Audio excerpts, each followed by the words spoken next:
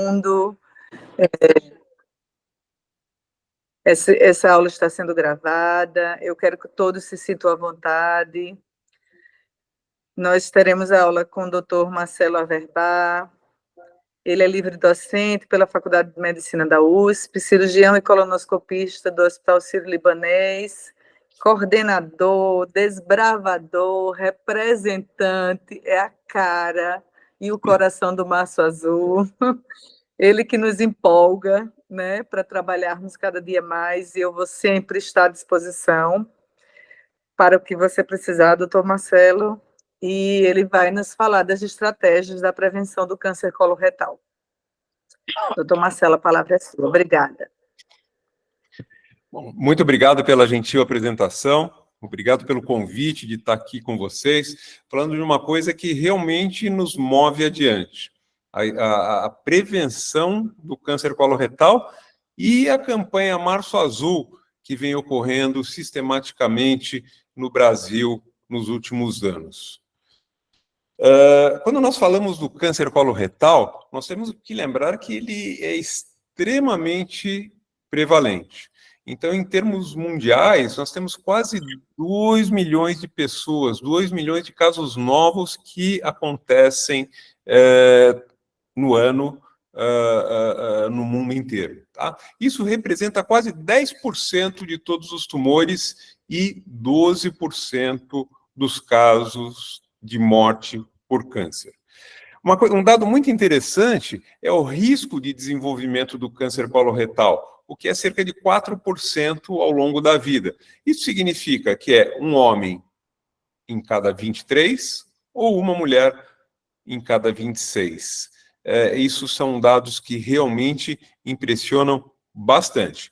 Essa incidência da Globocan, ela mostra também a incidência e mortalidade do câncer coloretal. Então, o câncer coloretal, mundialmente falando, ele está em terceiro lugar, ele perde para o câncer de pulmão e o câncer de mama, e em termos de mortalidade, ele já está em segundo lugar, ele só está atrás do câncer de pulmão, mostrando realmente a importância desse tumor, do câncer coloretal, em termos mundiais. Mas se a gente se detiver especificamente nos dados epidemiológicos brasileiros, nós vamos ter que ele é o segundo mais frequente em homens, ele está absolutamente e somente atrás do câncer de próstata, e na população feminina ele também é o segundo, estando atrás do câncer de mama. Na verdade, ele é o terceiro mais frequente na população geral, porque o primeiro câncer mais frequente é o câncer de mama, o segundo é o câncer de próstata, e em terceiro lugar é o câncer coloretal. Isso às vezes gera alguma confusão, o câncer coloretal é o segundo ou o terceiro? A rigor, numa população geral, ele é o terceiro, mas ele é o segundo em homens e segundo também em mulheres.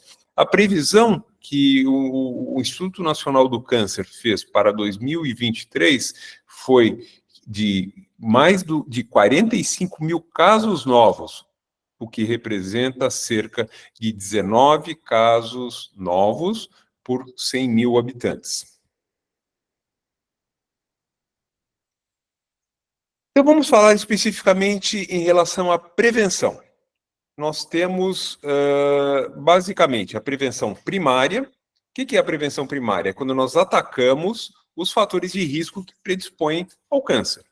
Já a prevenção secundária são as técnicas que nós temos de rastreamento do câncer coloretal. Rastreamento, na verdade, é quando nós buscamos o câncer, buscamos uma doença, numa população que é absolutamente assintomática. E a prevenção terciária é o diagnóstico do câncer já instalado em pacientes sintomáticos, preferencialmente da maneira mais precoce possível. Tentando nos deter especificamente em relação à prevenção primária. A prevenção primária, então, é o combate aos fatores de risco. Se nós formos ver os fatores de risco mais importantes, são aqueles ligados a costumes, a hábitos de vida e principalmente os hábitos alimentares. Então, nós temos que uma dieta rica em fibra, líquido durante o dia, uma boa hidratação, são fatores que protegem contra o câncer coloretal. Por outro lado, algumas coisas precisam ser evitadas. Evitar os excessos de carne vermelha, de embutidos enlatados, de alimentos ultraprocessados e excesso também de bebidas alcoólicas. Deve-se evitar a obesidade, o tabagismo e o sedentarismo. Então, todas essas orientações no Brasil, elas são eventuais e isoladas. Quer dizer, falta uma campanha que explique às pessoas de uma maneira mais massificada que esses hábitos, essas condutas, elas devem ser observadas no sentido de se evitar o câncer coloretal. E se a gente for ver bem, são hábitos de vida saudáveis. Então, hábitos de vida saudáveis diminuem a possibilidade do desenvolvimento do câncer coloretal. Já a prevenção secundária. A prevenção secundária, como nós falamos, é o rastreamento. E se nós pegarmos as características do câncer coloretal, faz com que ele seja uma doença absolutamente elegível para o rastreamento. Por quê? É um câncer de alta prevalência. Você não vai fazer o rastreamento se você tem uma doença que tem uma prevalência muito baixa, porque você vai ter que examinar muita gente para fazer algum diagnóstico, né? Então, não é o caso do câncer coloretal. O câncer coloretal tem uma alta prevalência, como nós vimos. Ele pode ser detectável numa fase pré-clínica, isto é, no caso do câncer coloretal, os pólipos. Ele é passível de um tratamento curativo e há uma metodologia adequada para ser pesquisada, como nós vamos ver em seguida. E isso faz com que o câncer coloretal ele seja realmente prevenível. É diferente de alguns outros tumores, o próprio câncer de próstata, que existem campanhas para o diagnóstico precoce do câncer de próstata, ele não é prevenível, ele é detectável numa fase inicial, numa fase mais precoce, quando o tratamento é curativo. No caso do câncer coloretal, você consegue prevenir o câncer coloretal. Acho que isso daí é uma coisa muito importante e é um ponto-chave quando nós falamos da prevenção do câncer coloretal. E o diagnóstico precoce? Vamos imaginar que nós estamos falando na detecção de um pólipo. O pólipo ele é tratado, ele é retirado, evita-se a formação de um tumor. Mas o diagnóstico precoce também é muito importante. Então, fazemos uma colonoscopia, detectamos um pólipo num paciente assintomático. Provavelmente, esse diagnóstico será feito de uma maneira mais precoce. Isso impacta diretamente na possibilidade de cura. Nós temos que, quando nós temos uma doença confinada à parede intestinal, a possibilidade de cura chega em até 90%. Quando já existe um comprometimento linfonodal, isso cai para 68%. E naqueles pacientes que já têm doença metastática, isso daí vai a 10%. O fato é que no nosso país, a grande maioria dos tumores coloretais são detectados num estadio avançado, fazendo com que os resultados sejam mais limitados. E rastreamento, quais seriam as técnicas de rastreamento? Então, aqui eu listei uma série de exames, uma série de possibilidades de que a gente pode lançar mão para fazer o diagnóstico, o rastreamento do câncer coloretal. Mas eu acho que chama-se atenção esses exames que estão colocados aqui em vermelho. O teste, a pesquisa de sangue oculto e habitualmente atualmente, na verdade, nós temos utilizado o teste imunoquímico e a colonoscopia.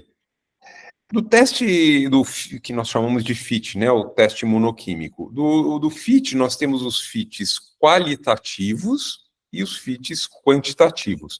A grande diferença é que o qualitativo vai dizer, tem sangue oculto ou não tem sangue oculto. Então, na dependência do laboratório que faz esses testes, ele leva em consideração quanto de sangue precisa ter para ele ser positivo ou negativo.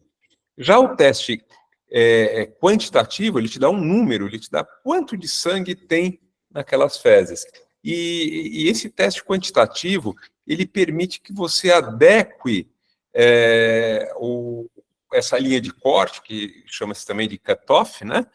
Você determina o seu cutoff segundo a possibilidade que você tem de fazer colonoscopias. Então, quanto maior a linha de corte, quanto maior o cutoff, menos colonoscopias você vai fazer. Significa que você precisa de mais sangue para você considerar o resultado positivo. E quanto menor, maior o número de colonoscopias você vai fazer, porque você precisa de menos sangue para considerar o seu exame positivo. E esses pacientes que fazem, então, o FIT, que fazem o teste imunoquímico para a detecção do sangue oculto, aqueles positivos são, então, encaminhados à colonoscopia.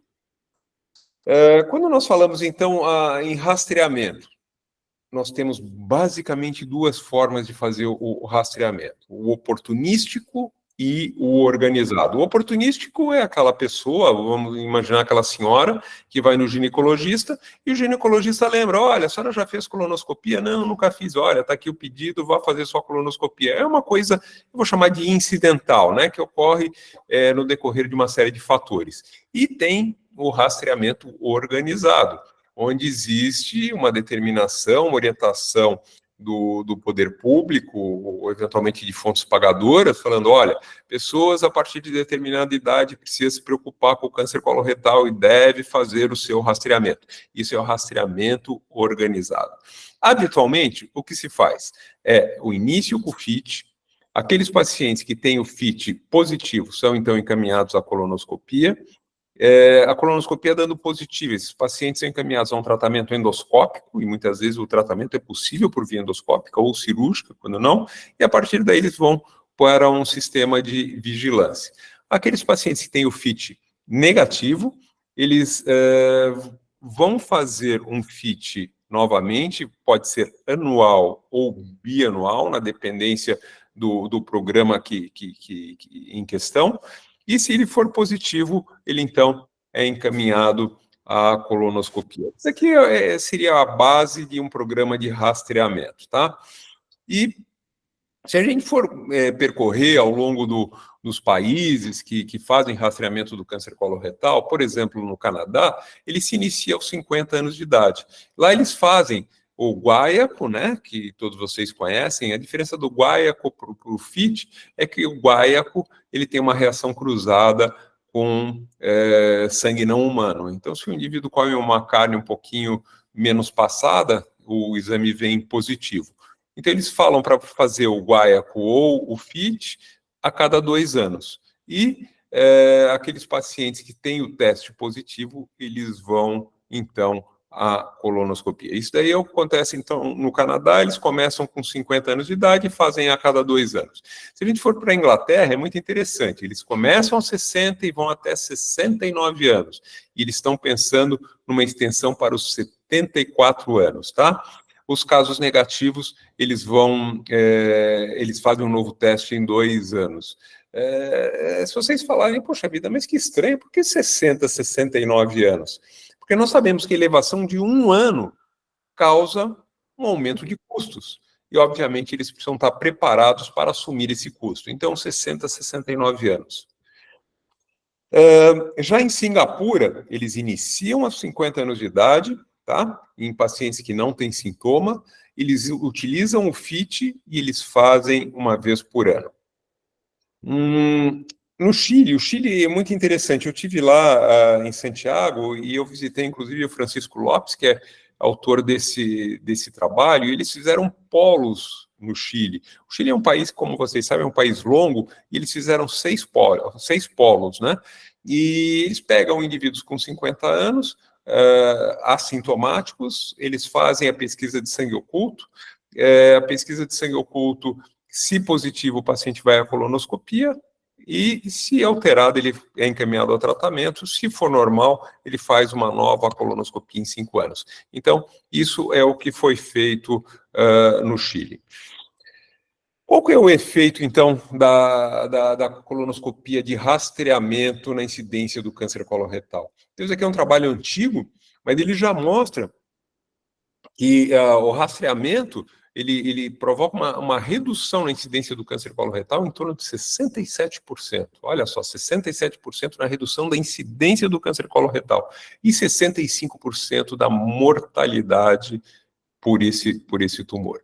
Esse estudo teve um segmento de 18 anos e foi um estudo muito importante, e tanto é que mesmo com ele já tem aqui 25 anos, né, e eu continuo achando ele extremamente importante, assim como esse trabalho do Sidney Weinauer.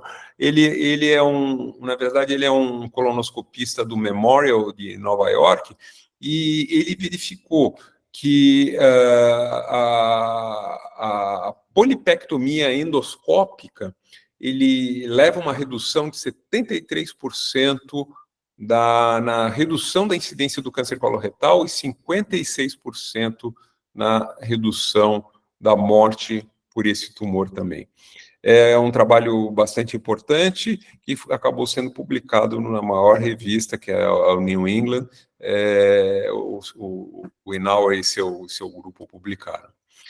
Então, por esse contexto todo que vocês viram na importância, né, da alta prevalência do câncer coloretal, o governo americano, no ano de 2000, ele idealizou uma campanha de prevenção do câncer coloretal, e foi chamado de Março Azul. Tá? Então, no ano 2000, Março Azul nos Estados Unidos. Logo em seguida, o Canadá entrou também e começou a fazer uma campanha Março Azul, e em seguida os países da Europa. Então, todo mundo engajado no Março Azul. No Brasil, e no ano de 2020, graças aos esforços inicialmente da Sociedade Brasileira de Endoscopia Digestiva, se iniciou a campanha Março Azul. Por que março e por que azul? Simplesmente porque o mundo inteiro fez a campanha Março Azul, e no Brasil não poderia ser diferente. Então, no Brasil, a campanha Março Azul se iniciou no ano de 2020, então, graças aos esforços iniciais da SOBED, depois houve a incorporação da Sociedade Brasileira de Coloproctologia, foi muito importante isso, e logo em seguida a Federação Brasileira de Gastroenterologia. Então, essas três sociedades atualmente são extremamente importantes e na divulgação da prevenção do câncer coloretal no Brasil.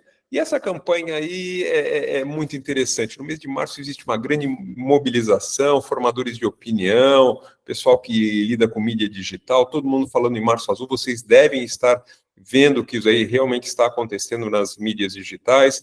Os principais monumentos do país são iluminados com a luz azul.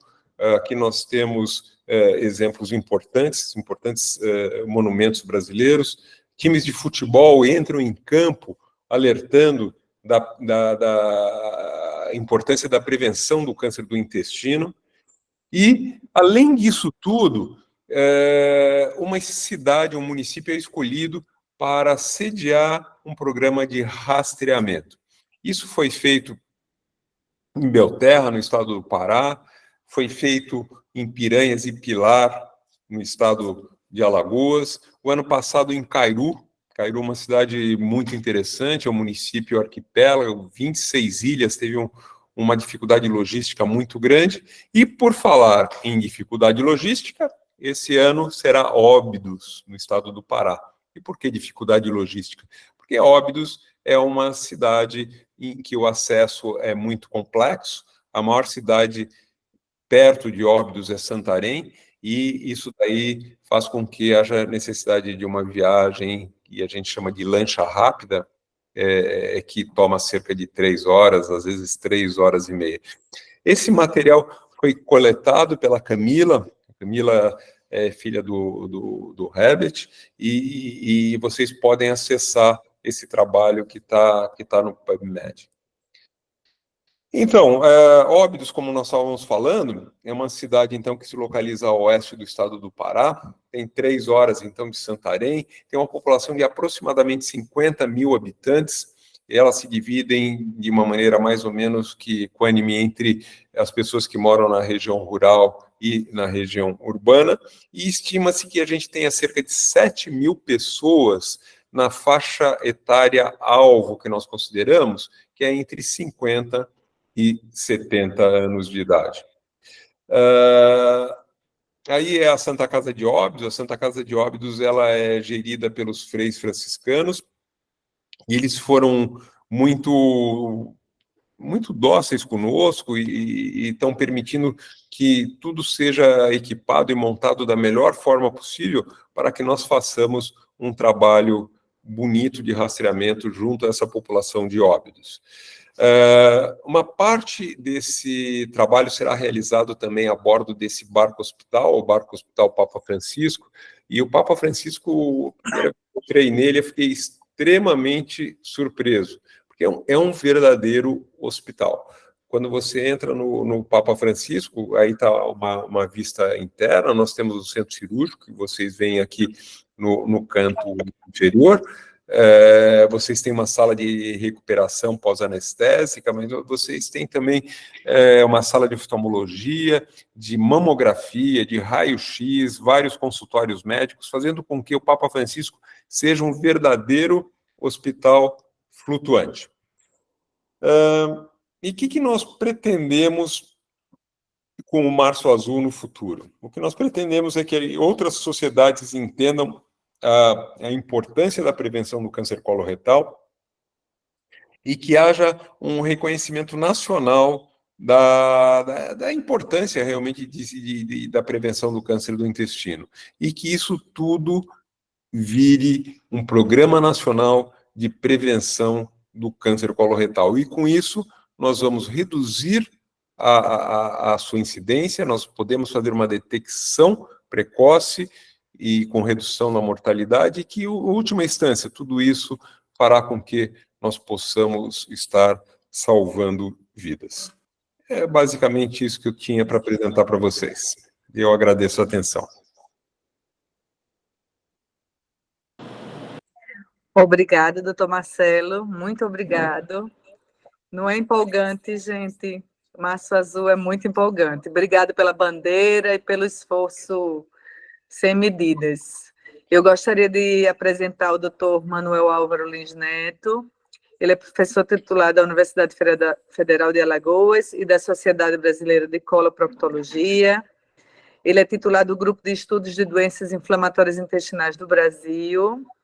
E junto com o nosso querido presidente nacional da SOBED, doutor Herbert Toledo, figurinha que amamos, que está conquistando o Brasil nessa sua gestão, irão debater com o doutor Marcelo sobre a importância do Março Azul e da prevenção do câncer de colo e de reto, né? E depois nós podemos abrir as perguntas. Por favor, rapazes, bem, a sala é de vocês. Herbert e eu podemos compartilhar alguma coisa com vocês. Primeiro, boa noite. Obrigado, Carla, pelo convite, estar aqui com vocês e trocar algumas ideias. E eu acho que o azul também, mestre Marcelo, é que refere também o azul é esperança, né? E o azul também, o mês de março, é o mês internacional das mulheres. E ela significa muita esperança para a gente, né? Eu acho que isso também foi um mês bem escolhido. As mulheres têm uma força muito grande no contexto de modificar esses paradigmas. Eu acredito, Marcelo, você fez um algoritmo ali do Canadá, de Singapura, e a gente vive num país que tem vários Brasis, né? São 210 milhões de habitantes, e esse Março Azul começou em 2020 para cá. Então, desse contexto de você pensando em fatores modificáveis e não modificáveis, né? Da prevenção primária, uma prevenção secundária. Então, na prevenção primária, num país em que tem só 10% tem acesso ao convênio, como é que você poderia imaginar, num contexto, as condições ideais de temperatura e pressão? O paciente chega a você, isso aqui para todos os colegas, chega até a gente, o paciente tem 50 anos de idade, faz o teste, faz o sangue oculto, de preferência o FIT em vez do guaiaco, porque o falso positivo é bem grande, como você falou da prova cruzada, né? Você faz o teste sangue oculto, o FIT, ele dá negativo. Você indicaria a colonoscopia nesse paciente, sabendo que, às vezes, o pólipo não sangra e que a prevenção do câncer seria a polipectomia? Como é que você se comporta diante de uma situação dessa?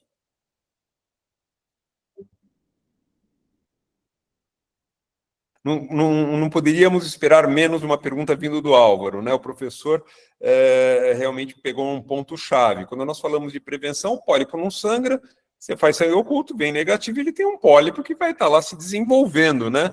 Então, quer dizer, a pergunta é super boa. Como nós estamos no tete-a-tete, né, Álvaro? Desculpa, viu, pessoal, um minutinho. Quando nós estamos no tete-a-tete, o que acontece? É diferente de uma situação populacional, né? Numa situação populacional, o paciente fez sangue oculto, veio negativo, ele vai fazer o seu próximo sangue oculto em 1 ou 2 anos, segundo o programa em questão. Se você tem o doente no seu consultório, nem o sangue oculto eu peço. Para mim, o rastreamento do câncer coloretal é às custas de colonoscopia, que é o gold standard. Quer dizer, é o pólipo que não sangra que se tira, mas é o pólipo que tem potencial de se transformar. Ou aquela lesão plana pequenininha, né, que a gente sabe que muitas vezes, quando ela tem a porção central ulcerada, ela está infiltrando, ela também eventualmente não sangra, mas já é um tumor que está em evolução. Então, respondendo objetivamente a sua pergunta, se é um paciente que está num rastreamento populacional, estamos rastreando, sei lá, Maceió, e ele fez o sangue oculto, veio negativo, o próximo vai ser em 1 ou 2 anos, até que ele tenha um sangue oculto positivo, diferentemente daquele paciente que está no seu consultório e que você vai solicitar um exame de rastreamento. Marcelo, posso falar, Álvaro? Por favor.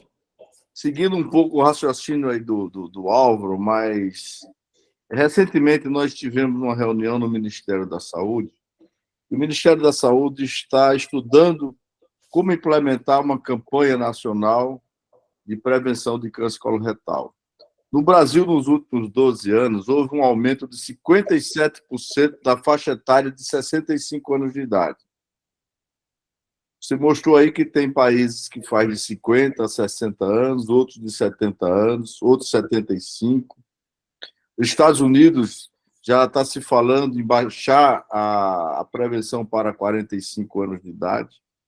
O que é que você pensaria de nós levarmos para o Ministério da Saúde, já que a gente ainda não tem esse programa e que a gente vive um país de diferenças econômicas e sociais muito grandes, mas nós temos o Sistema Único de Saúde, que é o maior plano de saúde do mundo, né? O Sistema Único de Saúde, mas que tem cerca de 1.700 cidades no país, que só tem 20 mil habitantes, e com certeza nós não temos colonoscopia nessas cidades. Como você imagina um programa organizacional para o Brasil? Então, essa pergunta é de difícil resposta. Eu acho que a partir do momento que a gente idealiza isso, é muito importante que nós tenhamos colonoscopistas, equipamentos de boa qualidade e colonoscopistas bem treinados, porque tudo isso daí depende também de qualidade de endoscopia. Seria muito... A gente pode seguir nesse seu raciocínio, Herbert, e falar, poxa vida, vamos imaginar que a gente não tenha condições de tratar cirurgicamente esses pacientes. Quer dizer, porque é tudo uma sequência de eventos, né? Vamos imaginar que você consiga fazer o sangue oculto. Primeiro obstáculo alcançado. O segundo obstáculo a gente vai conseguir fazer colonoscopia em todo mundo que é sangue oculto positivo? Daí vem esse problema que você está colocando. Mas se a gente conseguir nesse raciocínio, e aqueles pacientes que têm tumor de reto, você vai conseguir fazer neoadjuvância nele seguido de cirurgia? Eles estão nos mais diversos ambientes, muitas vezes não tem condições de fazer uma radioterapia, não tem condições de fazer quimioterapia, ou não tem condições nem de fazer uma cirurgia de porte maior. Então, quer dizer, é tudo uma sequência de complexidade que a gente precisa, sim, observar. Poderia...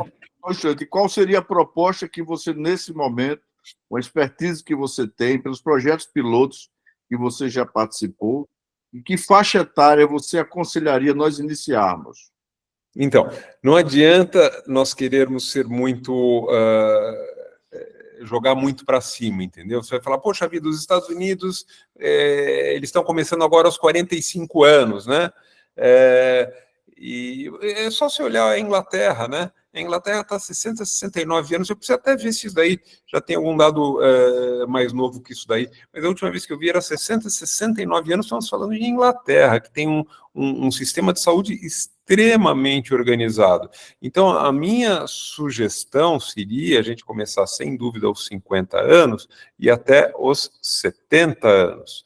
E, frequentemente, vem questionamentos, poxa vida, mas 70 anos, tem pacientes que têm 85 anos com perfil de 65 atualmente, e realmente, eu acho que o certo, vamos esquecer as condições do país, o certo é começar aos 45 ou 50 anos, e o fim desse rastreamento fica na dependência do status clínico do paciente. Posso aproveitar esse ensejo, Marcelo e Herbert, e o pessoal que está aqui, que eu acho que é fundamental também valorizar o toque retal, Herbert. Eu não sei, sabe, Marcelo, que a gente valoriza muito pouco. Eu acredito que poucos colegas aqui, se você tem um sangue oculto positivo ou negativo, independente de você fazer a colonoscopia, é fundamental fazer o toque retal. Sabendo que 60%, 50% dos tumores são alcançados com o toque retal, você, dando sangue oculto negativo, você faz o toque retal, descobre um tumor, você faz a colonoscopia. Então, a gente precisa valorizar também muito mais o toque retal, sabe, Marcelo? Eu acho que a colonoscopia é fundamental, mas o exame do reto é fundamental. E outra coisa, Herbert, aproveitando, Marcelo, saiu um trabalho agora no Gastroenterology and Hepatology, falando sobre justamente a prevenção, a incidência de câncer, que ele chama IORT. A tradução seria o câncer coloretal precoce. Então, eles viram que a geração milenial, a partir que nasceu de 1960 em diante, elas têm uma incidência muito maior, 2 vezes mais, de desenvolver o câncer do que a geração, o baby boomers, ou a geração Z, ou qualquer coisa que o valha. Esse trabalho foi feito nos Estados Unidos. Agora, a gente tem que guardar as devidas proporções. O Brasil tem uma população completamente diferente, alimentação completamente diferente da população americana. Então, o que a gente chama de expossomas, né, que é a exposição a essa fase da epigenética, da influência do meio ambiente, que são fatores que podem ser modificáveis, essa influência na formação do câncer, no envelhecimento, tudo isso faz isso, né, Marcelo? Então, eu acho que a mensagem que eu poderia também achar aqui com vocês, se vocês concordarem, é que, além do sangue oculto, deveria se fazer o toque retal. E pouca gente faz o toque retal. E a gente não valoriza um exame simples que não custa nada e não agride tanto o paciente, né? Agora, aproveitando também o ensejo para procurar vocês todos aqui. Em 20 anos, o que é que mudou é a gente fazer essa prevenção. E outra coisa, acredito que, a partir do momento que a gente consiga fazer um exame que não seja tão invasivo, que traga uma sensibilidade e uma especificidade alta, eu acho que vai modificar bastante. A gente vai ter muita coisa nova, eu acho que em 5 anos ou 10 anos. Uma delas vai ser a biópsia líquida. Eu acho que isso vai trazer um divisor de água muito grande na prevenção de qualquer tipo de câncer. Pulmão, colo retal, mama, qualquer tipo de câncer. Eu acho que daqui a 5 anos a gente vai estar a fazer prevenção usando a biópsia líquida. Eu não sei se vocês têm ouvido falar sobre isso, mas é uma coisa que está na fronteira, né? Que ganhou de 5 anos para cá, ganhou uma evidência muito grande nas pesquisas e na prevenção do câncer coloretal e pulmão, né? Então, fica aí essa observação para a gente conversar. Marcelo, você tem uma experiência diferenciada em Belterra, que é uma região muito pobre, uma região quase que inóspita, podemos dizer assim, de difícil acesso, com população de baixo poder econômico, em que você estudou, você levantou fazer o sangue oculto e a colonoscopia, e aqueles que deram negativo, quer dizer, os positivos você fez a colonoscopia, e os que deram negativo você também fez a colonoscopia. Você poderia nos dizer qual foi o resultado disso aí para justificar, quem sabe, até a gente de forma oportunista, no consultório, pedir direto a colonoscopia? Herbert, os achados, os dados não foram positivos, não, em relação ao sangue oculto. Nós tivemos metade dos casos de câncer coloretal avançado foram sangue oculto negativo.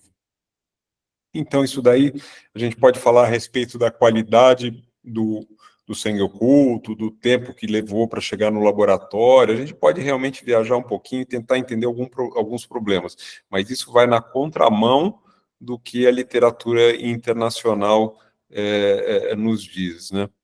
E eu vou aproveitar, Herbert, a Leila, ela fez um comentário muito elogioso aí em relação à apresentação de vocês dois, e ela me fez uma pergunta em relação a por que está aumentando, por que houve um aumento do câncer coloretal, né? E eu até estenderia essa pergunta em pacientes mais jovens, inclusive, né? E isso tudo decorre de hábitos de vida, de exposição de carcinógenos, de fatores alimentares, alimentos ultraprocessados. Então, enfim, isso tudo fazendo com que haja um aumento do câncer, principalmente do câncer em pacientes mais jovens, respondendo a Leila. Eu gostaria também de compartilhar com vocês. A gente teve, o Herbert e eu tivemos agora em Vitória, no Espírito Santo, e lá nós tivemos contato com um dado que eu achei bastante interessante, que eu gostaria de compartilhar com vocês, que foi a redução de 28% na incidência do câncer coloretal em 2020 em relação a 2018. Eu estou lendo aqui porque me passaram essas informações, tá?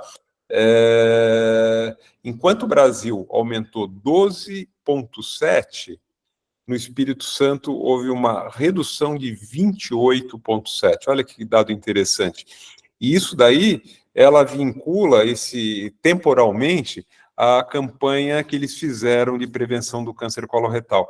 Então, enfatizando realmente a importância da prevenção e o impacto que essa prevenção teve especificamente em relação a esses números. Eu achei muito importante esses dados que eu estou compartilhando aqui com vocês.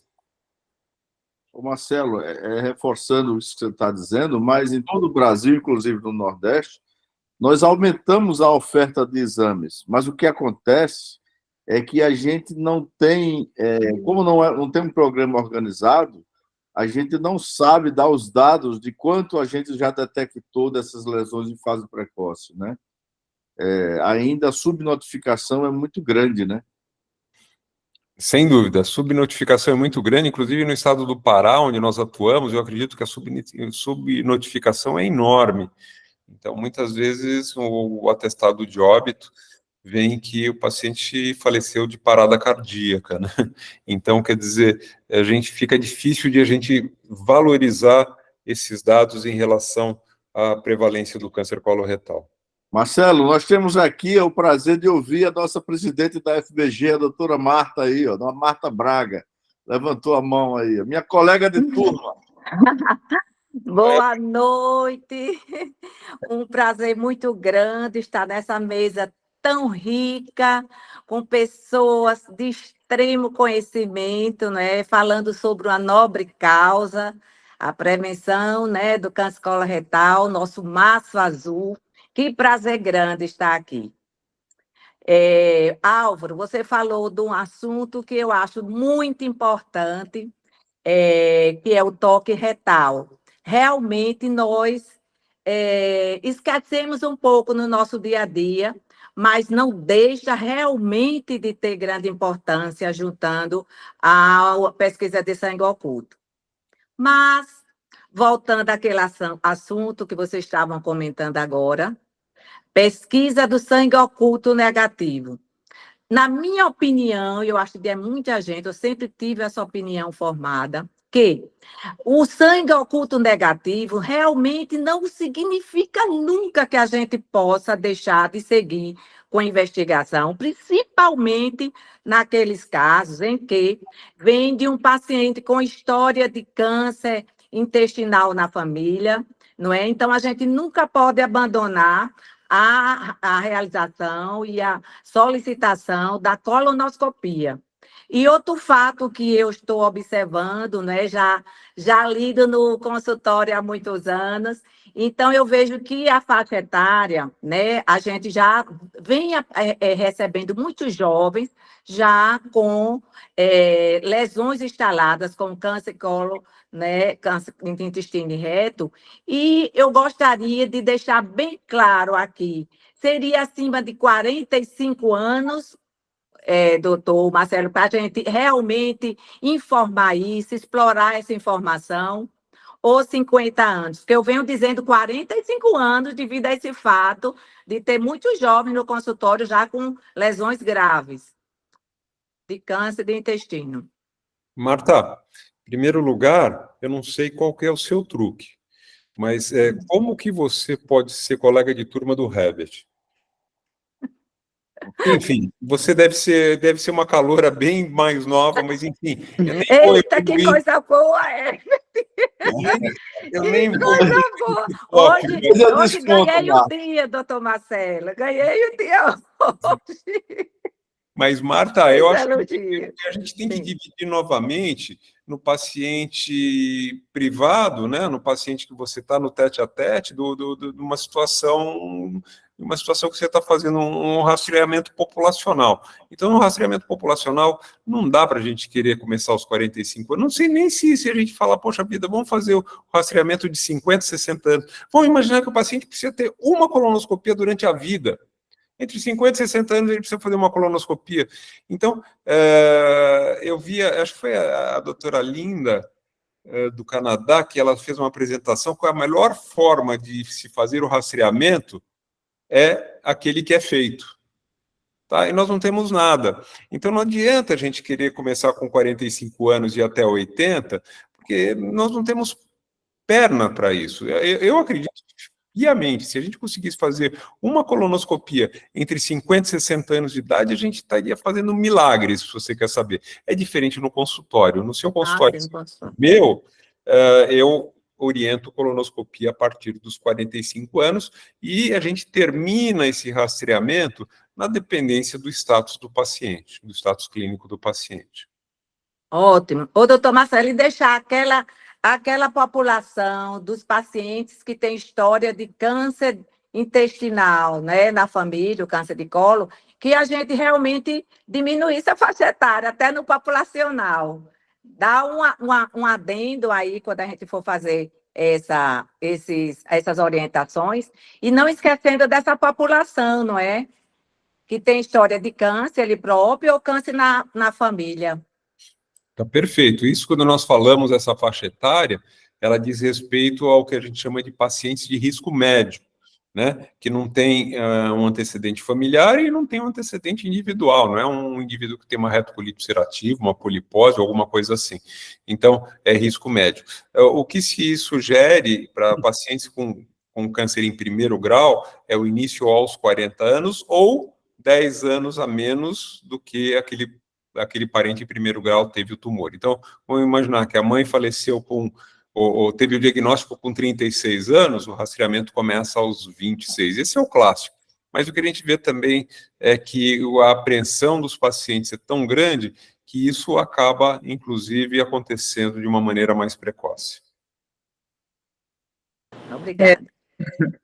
Eu queria dar uma palavrinha assim. Eu trabalhei no PSF, numa cidade que valeria a pena até fazer um mutirão, chamada São José da Tapera, no alto do sertão, de chão rachado, e que o sistema de saúde, por mais que a família, que na época era da política, brigasse, não consegue nem médico para chegar lá. Então, realmente fazer prevenção com colonoscopia no consultório é bom, né? Mas populacional não é. Mas aí a pergunta que vem é: como fazer esse cutoff, né? A idade a gente sabe, mas como? Como é que eu vou agir? Em que parâmetro eu aponto está positivo ou está negativo, para poder também não deixar passar muita coisa? Então, em termos mundiais, Carla, o que habitualmente acontece é entre 50 e 70 50 e 100 nanogramas, tá? O ajuste fica na dependência da viabilidade das colonoscopias. Então, eu vou dar um exemplo real. Cairu. O que aconteceu em Cairu? Cairu foi um processo inverso, né? A gente chegou lá cheio de colonoscopistas, pessoal da Coloprocto brilhando lá, eles foram muito importantes, pessoal da FBG, da Sobed. E o que aconteceu? A gente imaginou um cutoff de 50. A gente praticamente não tinha exames para fazer. Então, incrível que pareça, nós baixamos o cutoff para fazer colonoscopias, que, enfim, foi toda a nossa mobilização. Então, o cutoff, isso aí é motivo de muita discussão, né? Quer dizer, é uma pergunta muito oportuna sua. Mas o cutoff tem que, entre outras coisas, tem que ser a viabilidade da realização de colonoscopia naqueles que são considerados sangue oculto positivo. Marcelo, ao contrário disso, mostra o que está acontecendo em Óbidos. Em Óbidos, nós temos uma situação inversa do que aconteceu em Cairu. Óbidos, nós falamos, olha, nós temos perna para fazer 300 colonoscopias. Vocês todos são muito experientes e sabem que são 300 colonoscopias, né, em uma semana. Nós usamos um teste, que é um teste qualitativo. É positivo ou negativo? E o que aconteceu? Nós estamos com 470 colonoscopias para fazer em uma semana. Bom, eu só posso falar bem desse teste mesmo, porque graças aos esforços do Herbert, esses testes foram doados pelo Lab Test, né, que vale a pena até nós falarmos, eles foram maravilhosos, eles doaram 5.000 testes para a gente, quer dizer, e o laboratório local acabou realizando a leitura desses testes, mas o fato é que nós tivemos uma positividade de 10,3%, e fez com que a gente tivesse um número monstruoso de colonoscopias para fazer, e vamos fazer. Nós estamos nos arquitetando lá para dar conta de fazer todos esses exames. Marcelo, me permita, Carla, rapidamente. Será que isso não é um risco de fazer um overdiagnose? Você não é um exame tão simples. Eu estou falando isso, eu acho que é fundamental. Mas se você leva em consideração o fator especificidade e sensibilidade, esse teste qualitativo não vai fazer mais colonoscopia do que deveria ser feito? Será que deveria aumentar ou baixar? Essa é uma pergunta nesse sentido, pergunta de epidemiologia e estatística. O qualitativo, você diz, ou o quantitativo? Esse que você falou agora. O qualitativo. O qualitativo é um problema, porque o qualitativo é a mesma coisa do que você começar a baixar muito o cutoff. Quer dizer, você só precisa de um tiquinho de sangue para dar positivo e para o camarada fazer colonoscopia, né? Quanto mais você baixa, mais você vai achar. Mais colonoscopias você vai fazer e menos casos positivos você vai ter. Então, você vai fazer muita colonoscopia em pacientes que o diagnóstico final vai ser colonoscopia normal, né? Então, esse é o jogo do cutoff, quer dizer, para cima e para baixo, aumento ou diminuição do número de colonoscopias, aumento e diminuição dos casos, eu vou chamar de brancos, né? Quer dizer, você faz a colonoscopia e não tem nenhum achado importante. Mas você pode tirar uma mensagem muito boa disso aí. Então, se você baixou o cutoff, baixou no caso, é isso. Então, você pode dizer que quando você baixou, desses 470, só 50 tiveram positivo. Então, você pode afirmar que não vale a pena você baixar tanto para chegar a isso. Sem dúvida, sem dúvida. Isso pode ser um fato. Então, não é que seja ruim, mas já é uma mensagem, já é um dado que você pode dar dentro desse contexto, né? Agora, outra coisa muito importante. A prevenção começa pela boca. A prevenção do câncer coloretal começa pela boca. Não é só pelo intestino. Pela boca, eu digo, porque, como eu estou estudando muito microbiota, eu estou vendo isso com sabe, a coisa está chegando na minha cara de uma maneira batendo. Então, hoje, você começa a fazer estudo de fezes, estudo do fecalio-bactério praunice, que já vai ser um marcador para câncer coloretal. Uma outra coisa também que todos vocês devem saber, açúcar é um veneno, pessoal. Açúcar é um veneno, então a gente tem que fazer estévia ou xilitol. Se puder evitar, começa a fazer a prevenção primária na educação desses pacientes. Eu sei que não vai conseguir fazer com 50 anos, mas se você consegue, essa geração, antes de começar a fazer isso, a gente vai começar a fazer uma educação, começando a prevenção pela boca e mais ainda, Marta, fazendo o toque retal associado ao sangue oculto nas fezes, sabe, Marcelo?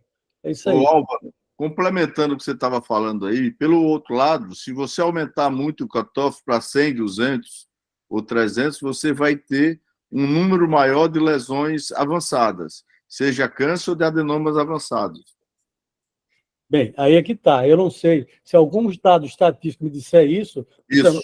Como é que a gente vai ver isso numa população? Porque, veja, Herbert, está falando de epidemiologia, dados estatísticos epidemiológicos. Uma população de 210 milhões de habitantes. Se você baixa muito esse cutoff, o que é que vai acontecer? Você vai ter resultado negativo demais. Então, isso não é o que a gente está procurando fazer em termos de prevenção.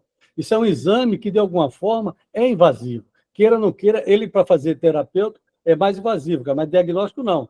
Na mão do Marcelo, na sua, da Carla e de mais experientes, isso pode ser um fato. Mas o que eu digo é que a gente não pode sair do contexto de que existem dados epidemiológicos robustos que falam a favor de você ter um guideline, entendeu? Você ter um consenso. Então, você baixa muito esse cutoff, você vai ter muito falso positivo, muito falso negativo. Então, se você diz que vai ver lesões elevadas ou qualquer coisa, isso não é um reflexo do que você pode fazer num contexto de epidemiologia. Então, você pode dirigir. Isso que você está falando deve ser no grupo de risco 1, 2, 3 e 4, como a Marta se referiu, o Marcelo falou. Então, história familiar de câncer coloretal, história pessoal de câncer de polipectomia, familiares com câncer coloretal, história de câncer da mama, síndrome de Lynch, polipose familiar, é diferente. Isso aí é um grupo de risco número 1. Esse daí você tem que fazer, queira ou não queira, positivo ou negativo, colonoscopia. Mas, do ponto de vista populacional, você não pode baixar muito o sarrafo. Porque eu acho que você não entendeu o que eu disse, Álvaro. Eu quis dizer exatamente isso. Quando você baixa o cutoff, você tem um alto índice falso positivo. Isso aí. Quando você eleva o cutoff, você só vai pegar mais as lesões mais avançadas, ou os adenomas mais avançados, ou o câncer que sangra. Entendeu? Mas se você. É uma coisa, isso realmente não é fácil, mas se você pensar dessa forma, a gente fazer 50 anos, todos os pacientes fazem colonoscopia. Nas condições ideais de temperatura, todo mundo deve fazer colono. Mas do ponto de vista epidemiológico, é impossível você fazer um cutoff muito alto ou muito baixo. Então, eu acho que o 70 pode chegar lá, entendeu? Se você baixa para 50, você vai ter muito falso negativo, muito falso positivo. Então, eu acho que tem que ter um meio termo. Eu não sei, a opinião, isso é uma coisa que eu... No Japão, me parece que eles fazem com 100, né, Marcelo? 100. Eles fazem com 100. E, na verdade, é assim, conforme você vai baixando o seu cutoff, o que acontece? Você vai baixando, tende a 0, é 0. Tá? O 0 significa eu vou fazer colonoscopia em todo mundo. É como eu não vou fazer sangue oculto, vou fazer colonoscopia. E isso é a tradução de um cutoff igual a 0, né?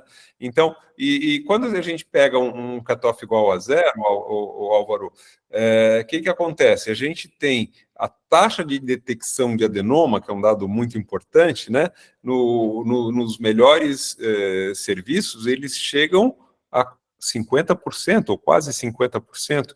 Então, quer dizer, 50% das pessoas que são submetidas a uma colonoscopia com um cutoff igual a 0, que significa colonoscopia direto, 50% deles vai ter, ou vão ter, um pólipo, pelo menos. Interessante isso, né? Não, eu acho que o pólipo, a depender do tamanho e da quantidade, é uma coisa preocupante. Mas, em termos... Por exemplo, a gente no consultório pode fazer colonoscopia em todos os pacientes, independente de fazer sangue oculto ou não. Mas, como é prevenção do câncer coloretal, do ponto de vista epidemiológico, a gente tem que ter uma visão global do contexto. É isso que eu estou dizendo, sabe, Herbert? Agora, se você tem essa possibilidade, 50 anos de idade, fazer colonoscopia em todo mundo, perfeito. Isso né? Isso é o bom. Mas, do ponto de vista populacional, você baixar muito, eu acho que não é uma coisa aconselhável, né? Pode ser feito, mas não é um aconselhável, não é isso que é proposto, né? Não é uma ação coordenada de você fazer colonoscopia em todo mundo, né? Nesses casos. Bom, Carla, eu quero, finalizando aqui a minha participação, agradecer imensamente a você e a Marta, parabenizá-las pela iniciativa de convidar o doutor Marcelo. Marcelo é um ícone do Março Azul, da prevenção do câncer coloretal no Brasil, um proctologista renomado, como todos nós já o conhecemos, e parabenizar também vocês pelo trabalho que vocês vêm fazendo à frente dos capítulos da SOBED e da Federação Brasileira de Gastroenterologia. A gente fica muito grato de ver Alagoas, Marcelo, é um dos capítulos que mais participativo dentro, por exemplo, da SOBED. E isso graças à força dessas meninas, de toda a equipe de Alagoas, que ao longo dos seus 30 anos de existência de capítulo, vem trabalhando assim, em sequência, nunca deixou a peteca cair. Então, a gente fica muito feliz por tudo isso, e muito obrigado, Marcelo, por ter aceitado mais essa webinar e pelo que você tem feito pelo Brasil e por nossas sociedades.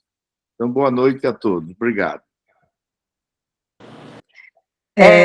Antes de você sair, eu gostaria, como você, esse reconhecimento nos enche de energia, de garra, de vontade, sabe? De fazer melhor, de fazer mais, de fazer com mais qualidade. Eu acho isso fantástico em você, sempre nos encorajar, nos levar para frente e fazer, não é? Querer fazer e fazer. Então, nós estamos lutando nesse Março Azul para fazer cada vez melhor e estamos lutando para preencher nossa agenda durante todo o ano e teremos, se Deus quiser, em setembro, na bela cidade de Penedo, o nosso Congresso Alagoano, com a graça não vai de convidar Deus. o Marcelo, não vai comentar. Foi ele que deu a primeira iniciativa, viu? Claro, juntando com a Carla e nós Isso. todos juntos, vamos sim, ele é uma das pessoas que encabeça a lista. Viu, doutor Marcelo? Um prazer enorme recebê-lo. Olha, eu quero agradecer também, Carla, por essa oportunidade. Herbert, Marta e todos que estão aqui. Marcelo, prazer virtual em vê-lo. Um grande abraço, um beijo no coração e obrigado a todos vocês, né? Marta, muito obrigado. Carla, boa noite a todos também. Espero ver em toda oportunidade. E eu, por fim, agradeço também. Achei a mesa brilhante e quando você chega num evento como esse, você pensa que você vai ensinar, na verdade, você está aprendendo, né? E aprendi um monte de coisas com vocês todos e muito agradeço. Foi muito gentil o convite e essa sessão superou, acho que, todas as expectativas. Parabéns a vocês. Obrigada. Obrigada Parabéns a a todos. você.